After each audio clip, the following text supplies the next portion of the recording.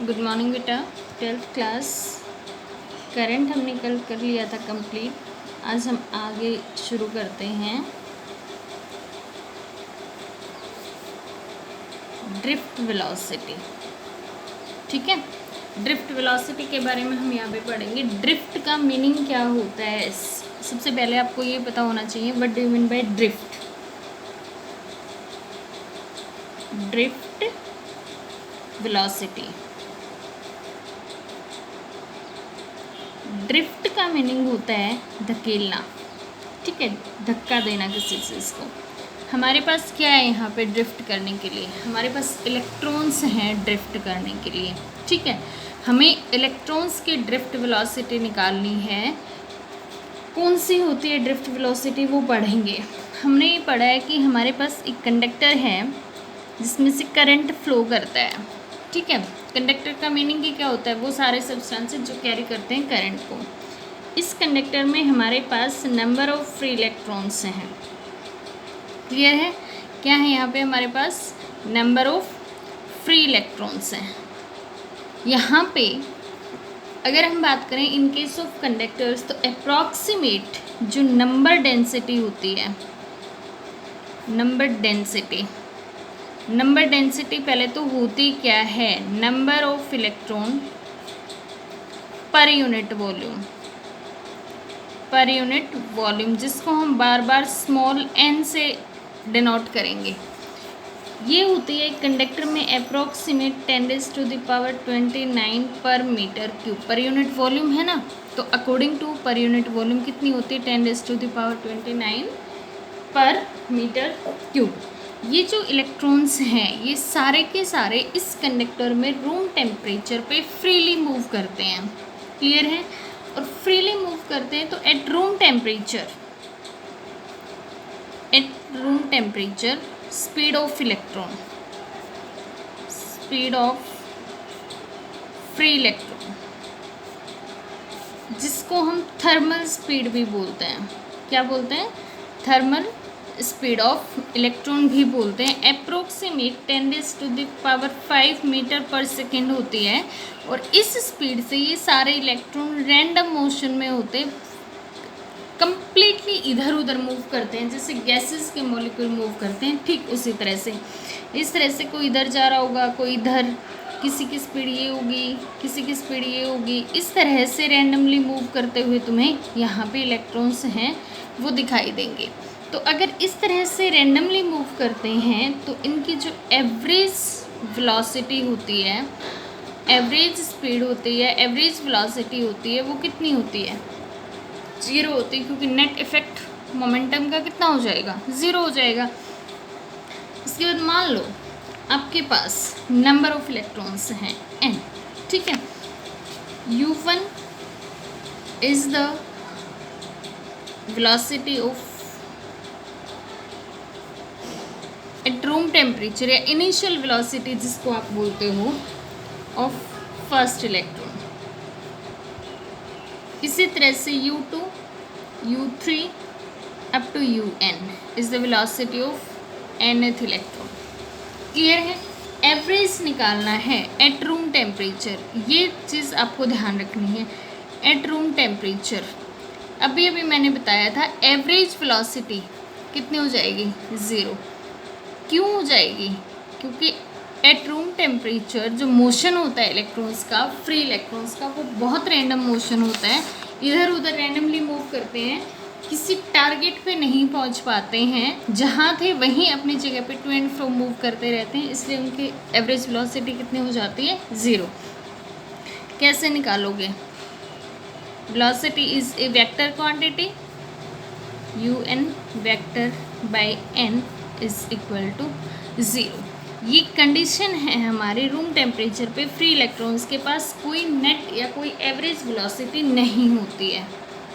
ठीक है, तो इनको एवरेज वेलोसिटी देने के लिए, एवरेज वेलोसिटी नहीं होती तो इसका मतलब इसमें करंट भी फ्लो नहीं करता। ये सेम वैसे ही कंडीशन है जब किसी कॉपर वायर को या जब किसी कंडक्टिंग वायर को आप ईएमएफ में जोड़ने से पहले ऑब्जर्व करते हो, उसमें कोई करंट फ्लो नहीं करता। जब आप ईएमएफ लगा देते हो तो उसमें इजीली करंट फ्लो होना शुरू हो जाता है, क्योंकि ईएमएफ क्या करता है? इलेक्ट्रॉन्स को मोटिवेट करता है एक फ्री डायरेक्शन, एक पर्टिकुलर डायरेक्शन में मूव कराने के लिए। ठीक है, मान लो आपने क्या किया, आपने इस कंडक्टर में पोटेंशियल डिफरेंस प्रोवाइड करा दिया, अप्लाई कर दिया पोटेंशियल डिफरेंस। तो जो इलेक्ट्रॉन्स, फ्री इलेक्ट्रॉन्स थे, फ्रीली जो मूव कर रहे थे, उनको एक डायरेक्शन मिल गई फ्लो होने के लिए, उन्होंने मूव करना शुरू कर दिया एक पर्टिकुलर डायरेक्शन में। आपने क्या दे दिया, आपने यहाँ पे पोटेंशियल डिफरेंस प्रोवाइड करा दिया। जब पोटेंशियल डिफरेंस आपने प्रोवाइड कराया तो सपोज करो हमारे पास यहाँ पे एक इलेक्ट्रॉन है, ठीक है, दूसरे इलेक्ट्रॉन यहाँ पे है, कोई तीसरे इलेक्ट्रॉन यहाँ पे, ये हमारे पास समथिंग लाइक दैट इलेक्ट्रॉन्स की पोजीशन है। क्लियर है, यहाँ से इलेक्ट्रॉन्स को एनर्जी मिली, उसने जाके कोलाइड किया सेकेंड इलेक्ट्रॉन के साथ। जैसे ही पोटेंशियल डिफरेंस दिया, इस इलेक्ट्रॉन को क्या मिली, एडिशनल काइनेटिक एनर्जी। और एडिशनल काइनेटिक एनर्जी मिलते ही ऑब्वियस है इलेक्ट्रॉन की स्पीड है वो क्या होगी, बढ़ेगी। किस डायरेक्शन में, जिस डायरेक्शन में फोर्स लगा है। यहाँ से सेकेंड इलेक्ट्रॉन के साथ कोलाइड किया तो सेकेंड को एडिशनल एनर्जी मिली। सेकेंड ने क्या किया, अपनी एनर्जी लेके और स्पीड बढ़ाई और कहीं जाके यहाँ कोलाइड कर गया। क्लियर है। इस कोलिजन के बाद ध्यान से देखो, यहाँ जब कोलाइड करता है तो जो इसको काइनेटिक एनर्जी एडिशनली मिली थी इससे, वो एनर्जी इसने इसको सप्लाई कर दी, मीन्स अपनी एनर्जी लॉस कर दी। लॉस करके और वापस ओरिजिनल स्टेट में जाने की कोशिश करने लगा। इसी तरह से कॉन्टिन्यूसली जब जैसे जैसे सामने इलेक्ट्रॉन्स आते जाएंगे, कोलिजन होता जाएगा, जो एवरेज काइनेटिक एनर्जी है, जो गेन काइनेटिक एनर्जी है, वो लॉस होती चली जाएगी। ठीक है, हर एक कोलिजन में जो काइनेटिक एनर्जी है वो डिक्रीज होती चली जाएगी। जो एक्स्ट्रा एनर्जी की, एक्स्ट्रा वेलोसिटी फ्री इलेक्ट्रॉन ने गेन की थी, वो हर एक कोलिजन में धीरे धीरे कम होती चली जाएगी। ठीक है, जिस स्पीड से मूव कर रहे थे अब वो उस स्पीड से मूव नहीं करेंगे। स्पीड से मूव करने की बजाय कहीं ड्रिफ्ट होना शुरू हो जाएंगे। ड्रिफ्ट होने का मतलब है धीरे धीरे आगे की तरफ खिसकना शुरू हो जाएंगे।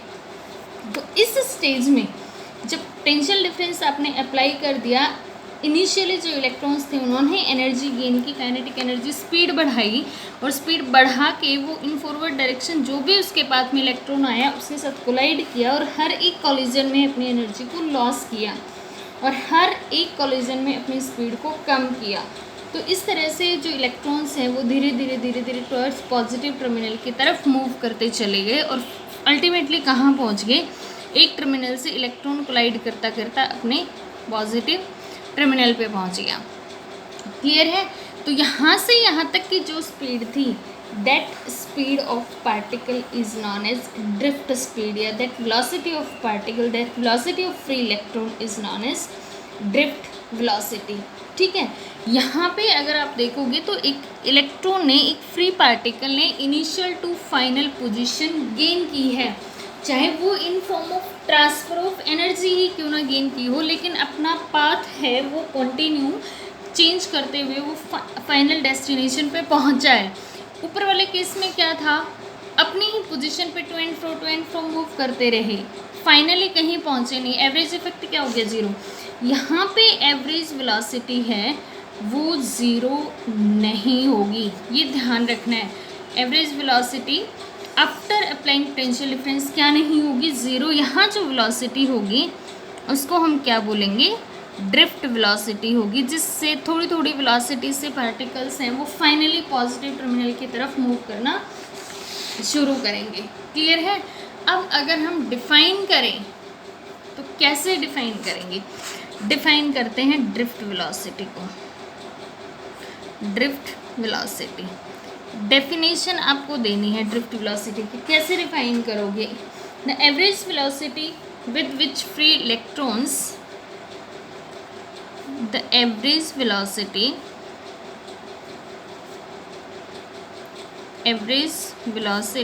with which the average velocity with which the free electrons of a conductor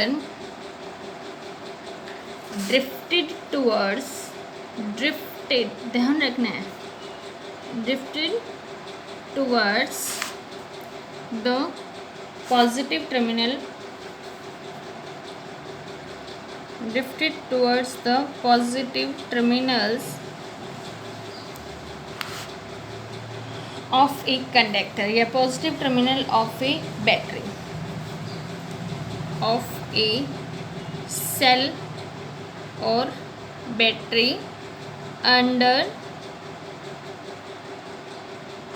the effect of, कब मूव किया, एक्सटर्नल फोर्सेस, जब आपने क्या लगाया, ईएमएफ लगाया। कब मूव करना शुरू किया, जब आपने ईएमएफ लगाया। वो एवरेज वेलोसिटी जिससे फ्री इलेक्ट्रॉन ड्रिफ्ट करते हैं towards positive terminal of a battery और cell under the influence of या under the effect of external forces. जब आप बाहर से फोर्स लगाते हो, जब आप पोटेंशियल डिफरेंस अप्लाई करते हो, तब मूव करना शुरू करते हैं, राइट। उसके बाद हमें एक्सप्रेशन फाइंड आउट करना है ड्रिफ्ट वेलोसिटी का। क्या होगा एक्सप्रेशन, ड्रिफ्ट वेलोसिटी की वैल्यू कितनी होती है इन केस ऑफ कंडक्टर्स, कैसे हम ड्रिफ्ट वेलोसिटी फाइंड आउट करते हैं। इसके बाद देखो, मान लो आपके पास एक कंडक्टर है जिसकी लेंथ आपको दे रखी है। सपोज करो ये कंडक्टर है हैविंग लेंथ L, क्लियर है। फ्री इलेक्ट्रॉन्स हैं इस तरह से, ड्रिफ्ट कर रहे हैं टुवर्ड्स ड्रिफ्ट वेलोसिटी v, ठीक है। कब ड्रिफ्ट करेंगे, जब आप अप्लाई करोगे potential difference v, that is potential difference. जब पोटेंशियल डिफरेंस अप्लाई करोगे तो सपोज करो E है, वो इलेक्ट्रिक फील्ड वहाँ पे जनरेट हो जाता है, क्लियर है। अगर यहाँ से हम ड्रिफ्ट वेलोसिटी निकालें तो बहुत इजीली निकाल सकते हैं। Suppose V is the potential difference applied to the conductor, potential difference applied to the conductor of length आपको given है, of length L, right? Then electric field is equal to कितना होगा, E is equal to, formula क्या होता है, potential per unit length, clear है। अब हमें ये पता है कि हर एक इलेक्ट्रॉन पे जब आपने एक्सटर्नल फोर्स लगाया, पोटेंशियल डिफरेंस अप्लाई किया, इलेक्ट्रिक फील्ड वहाँ पे डेवलप हुआ, तो ऑब्वियस है वहाँ पे इलेक्ट्रोस्टैटिक फोर्सेस भी लगे होंगे। And electrostatic forces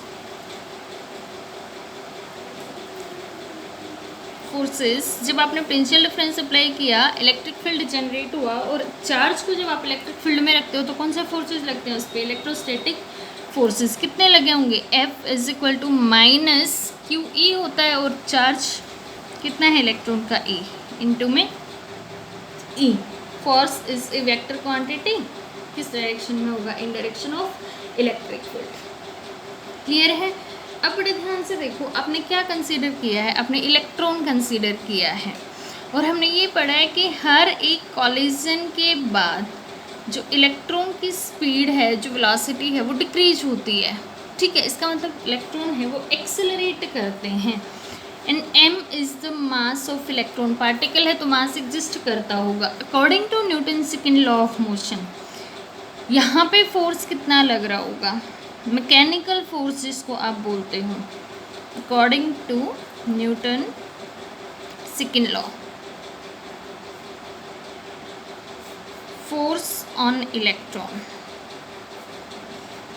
F is equal to m into में A, ये लग रहा होगा।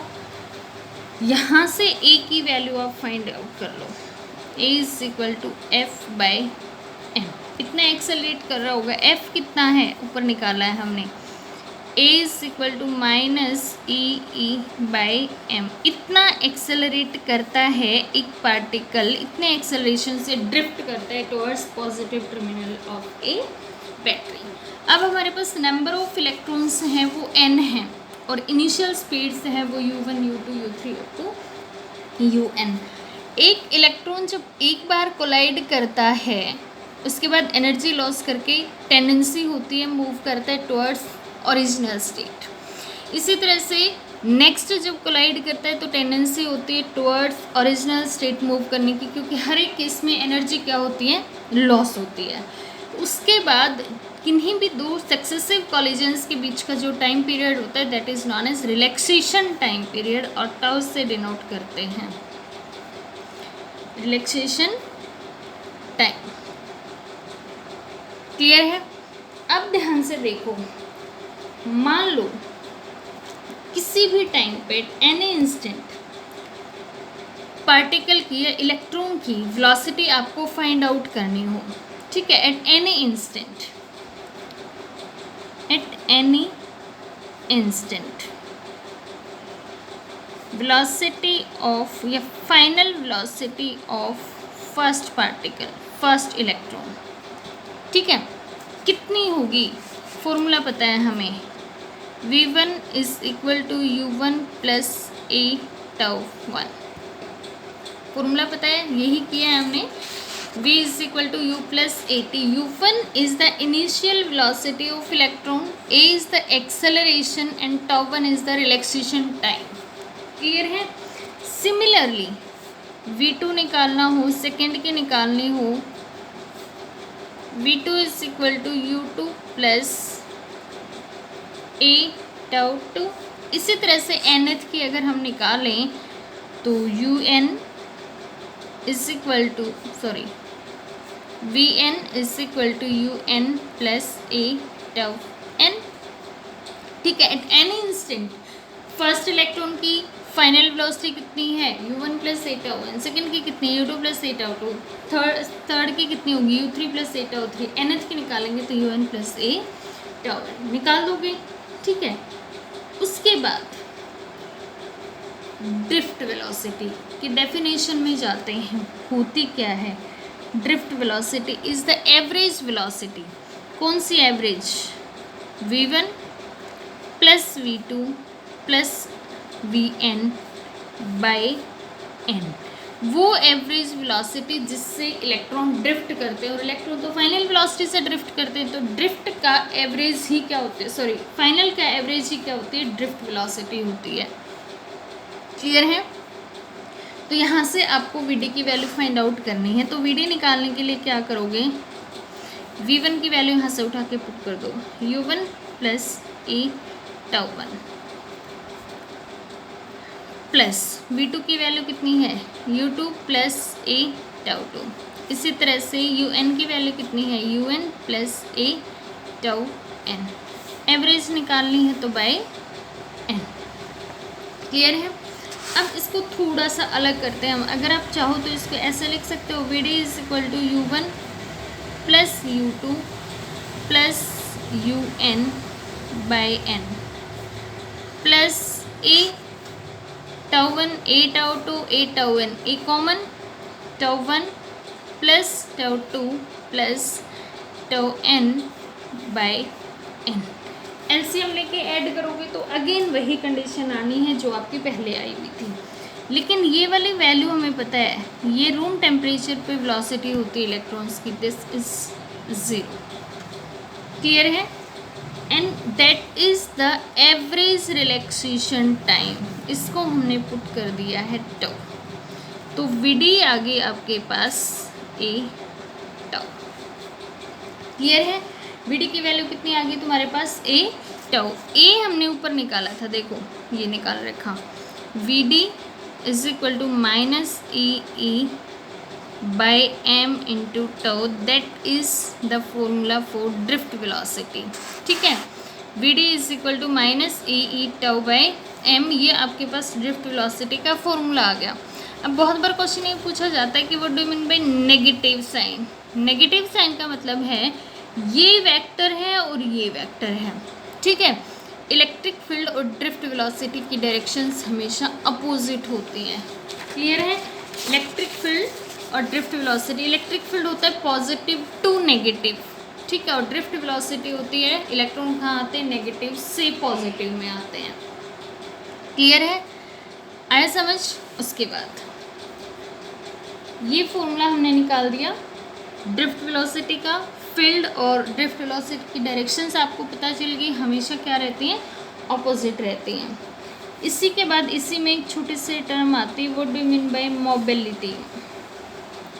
ठीक है, मोबिलिटी क्या होती है, म्यू से डिनोट करते हैं मोबिलिटी को। Drift velocity per unit electric field. ठीक है, drift velocity per unit electric field. Drift velocity का फॉर्मूला क्या निकाला है तुमने, E tau by M by E cancel, E tau by M, ये मोबिलिटी होती है। ठीक है, यहाँ पे हमने कोई साइन नहीं ले रखा क्योंकि अभी हम कॉमन मोबिलिटी दिखा रहे हैं, इलेक्ट्रॉन की भी और प्रोटॉन की भी। ठीक है, पॉजिटिव चार्जेस की भी। अगर चार्जेस आपके पास इलेक्ट्रॉन है, mu is equal to e by m e. ठीक है, यहाँ पे क्या आ जाएगा, मास ऑफ इलेक्ट्रॉन आ जाएगा। क्लियर है। इसी तरह से अगर आपको पॉजिटिव चार्जेस की निकालनी है तो वहाँ पे मास ऑफ प्रोटॉन आ जाएगा। ठीक है, मास ऑफ इलेक्ट्रॉन कम होता है कंपैरेटिवली मास ऑफ प्रोटॉन, तो मोबिलिटी किसकी ज़्यादा होती है, इलेक्ट्रॉन्स की मोबिलिटी ज़्यादा होती है, किसके कंपैरेटिवली, प्रोटॉन्स के कंपैरेटिवली। क्लियर है। उसके बाद आता है what is the unit of mobility, क्या यूनिट होगी मोबिलिटी की, कैसे आप निकालोगे unit of mobility. Unit of mobility, unit of mu, mobility क्या आ जाएगी, बहुत इजी है, मीटर पर सेकेंड पर Newton coulomb is the unit of mobility. ठीक है, कैसे निकाली, कहाँ से निकाली, ये फॉर्मूला होता है वेलोसिटी की यूनिट आपको पता है मीटर पर सेकेंड, इलेक्ट्रिक फील्ड की न्यूटन पर कूलम होती है, तो ये नीचे है इलेक्ट्रिक फील्ड पर न्यूटन कूलम हो जाएगी। ड्रिफ्ट वेलोसिटी की यूनिट मीटर पर सेकेंड, इलेक्ट्रिक फील्ड की यूनिट न्यूटन पर coulomb, electric field already upon में है तो पर Newton coulomb is the unit of mobility. Clear है, यहाँ तक करना है तुम्हें, इसके बाद कल करेंगे।